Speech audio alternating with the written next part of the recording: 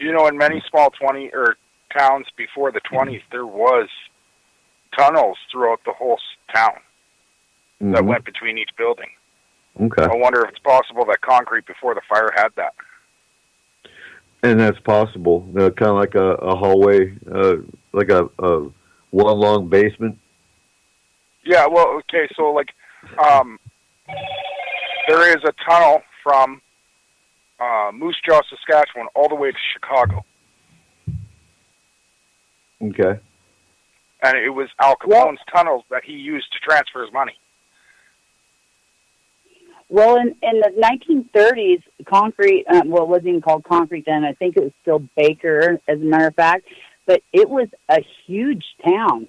I mean, you know, it was sprawled everywhere.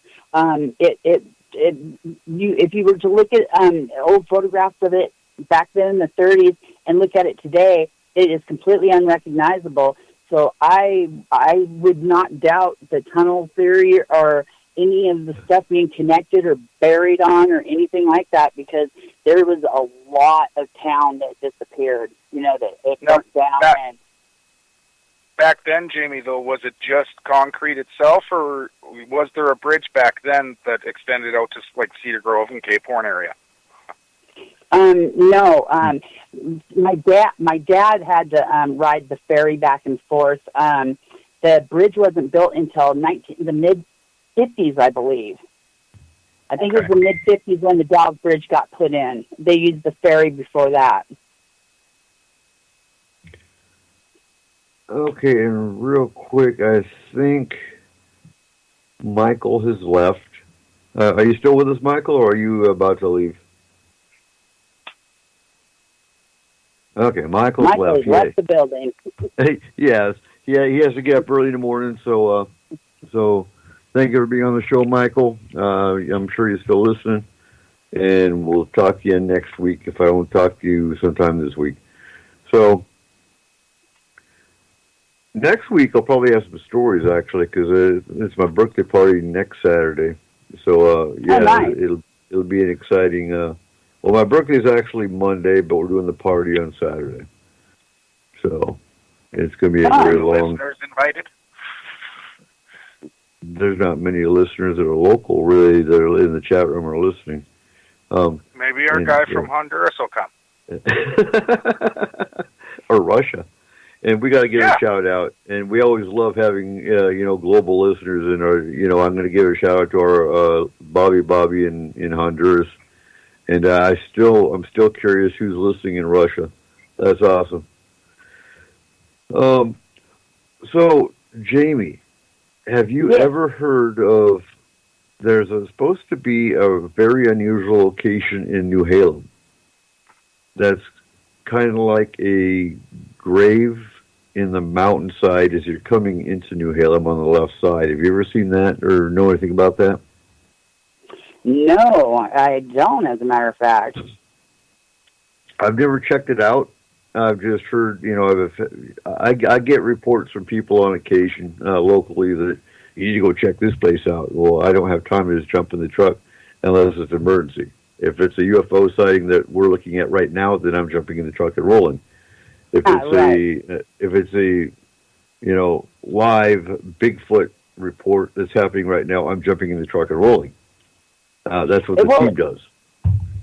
It really wouldn't surprise me because back when they were, it was in the gold mining heyday up there, Goodall Creek and Ruby Creek and all those places up there, when they had the gold rush, they would have had to bury him somewhere. I'm not sure if it's I'd have to go look. I think someone said it was a cave, but it's got a memorial type marker on it. So I have to go look at it. Oh, we got to go find this summer, Eric. Oh, we have a lot of plans. I'm on it. We have a lot of plans for the summer. A lot of plans for mountain expeditions, mountain camping, and whatnot, as long as we can get it done before the burn ban starts. Oh, we love taking the kids, though, to New Halem. Now, beautiful little area. For any new local listeners that are listening, if you want an awesome short trail, Great for the family, great for the kids. Take them to, I believe it's the housing area in New Halem, and it's called Seattle Creek Trail. And it's washed out at one point. You can still cross it. I wouldn't recommend it, but you can still cross over it, and it actually goes up to one of the old abandoned gold mines. Well, and even just going up behind the power plant there, during the summer they have a music and lights show that they put on. See, I haven't ever made it up there. It's a beautiful little, it's a good climb for a heavier guy like myself. But the waterfalls that are behind the power plant are just beautiful. Well, they have lights behind them too, I believe, don't they? Yes. Yes. Yeah, and music that plays along to the lights. Okay.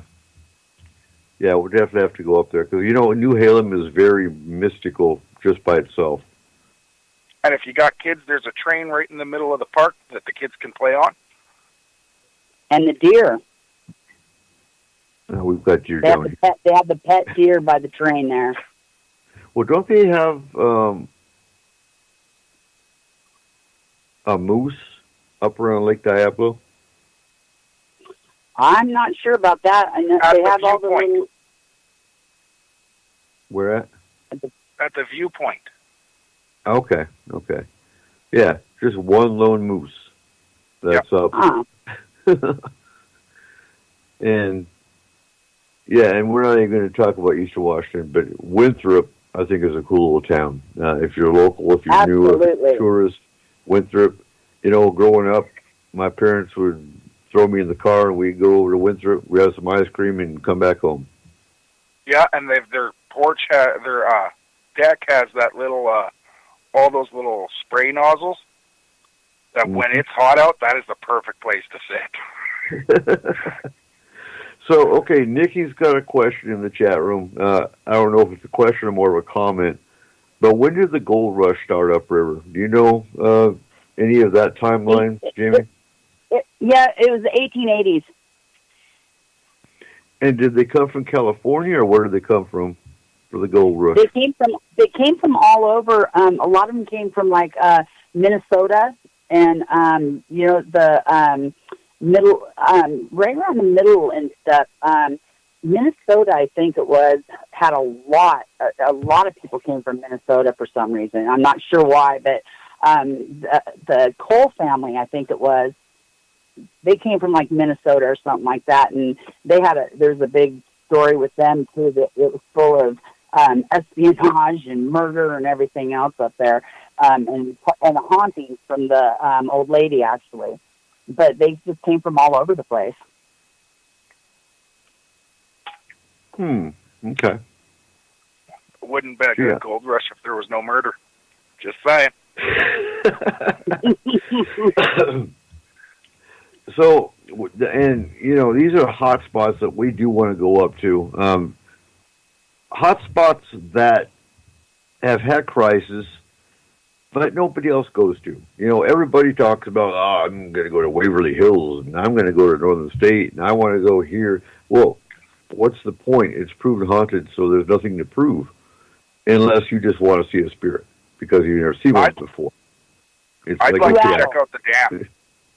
Say again? Dam is something the Diablo Dam is something I'd like to check out for that. We can do that. Most definitely. There's no way that there wasn't death at the dam. Oh, there was. I don't know a single dam that was built that didn't have someone die while building it. Right. Actually, right in concrete, 2002, when they were restoring the Henry Thompson Bridge, a guy died. He died in 2002. Yeah.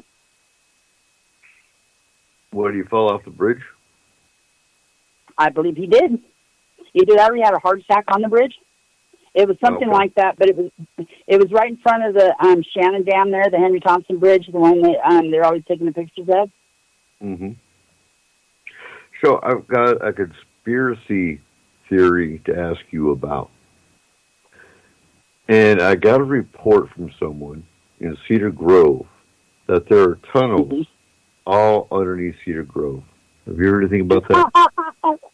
Yes, absolutely. And that goes back to Chris Kelly. No, there are not tunnels in Cedar Grove. As a matter of fact, it would be completely impossible because the ground in Cedar Grove, there is no way. But they said that the tunnel started in Cedar Grove, and it came up from underground in the garage behind Chris Kelly's house. And that was when he was running from John Hamlin and the rest of the sheriffs. That time he was wanted for these warrants and stuff, and it was just like a huge game and a big chase that went on and stuff. But there's absolutely no tunnels in Cedar Grove. Okay. Yeah, I just, I hear stories and I like to get clarification. Also, I've heard there is a missile silo on the backside of Sauk Mountain.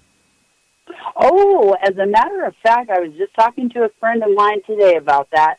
I believe it was his uncle that was wandering around up there, and I'm not sure if it was military he ran into personnel or what it was, but he was flipped around and escorted right off of there immediately. Okay. Holy cow. Yeah, I've heard that. And, Area Steve Monchok... Indeed. But, Steve Monchok, our drone operator, lives out of Darrington, but he's actually been on top of Sauk with his drone.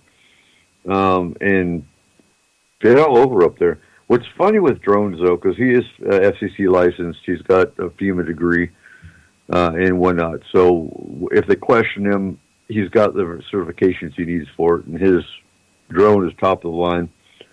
But what's funny, even with his drone, is his camera will black out if it goes to certain points.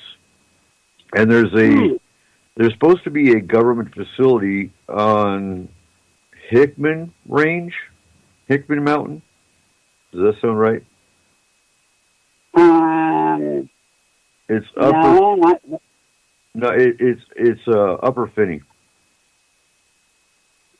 I'm not familiar with that at all. Yeah, there's an area in Upper Finney that's got a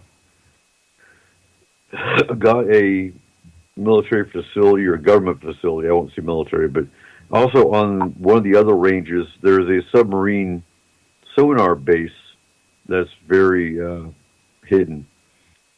No, I would say that would be like in the Darrington area. I have been all over Finney, Cumberland, all the way from Cedar Woolley through Darrington and stuff. Those are my stomping grounds, and I have been everywhere up there, way up in the high mountains, up in the deserted gravel pits, and there's some scary stuff up there, but I've never seen government. One time there was a Forest Service truck up there with it, and we were very well aware of any kind of personnel up there because we were riding clocks and stuff up there that we shouldn't have been. But I would not, if there was any kind of military anything, it would have to be like Darrington side. I don't think there's anywhere on the Finney Cumberland side that I haven't been. I've been through the paint mines and everything, and I've never seen anything like that. And Whitehorse Mountain, Granite Falls has a lot of unusual activity that's going on. I mean, I've got a whole stack of UFO reports just from Granite Falls alone. Probably. Yeah, I've never been in that area. No, I haven't either, and that's an area I want to check out because I've got like 40 or 50 different UFO reports over the last 20 years just in Granite Falls. Are you familiar with Monte Cristo? Ooh, yeah. It's a ghost, yeah, the little path with the ghost town on it. That's something you want to look up. It's not a ghost town. That's a homeless community now, and not one you want to go around. Oh, I just hiked it. Well, oh gosh, okay, it's been 10 years. Sorry, but yeah, it's a nice little hike. And time flies anymore. It does. But yeah, it does. Where is that located, though? So that's at the end of Mountain Loop Highway. actually as you're going towards Vesper Peak, where Sam was missing.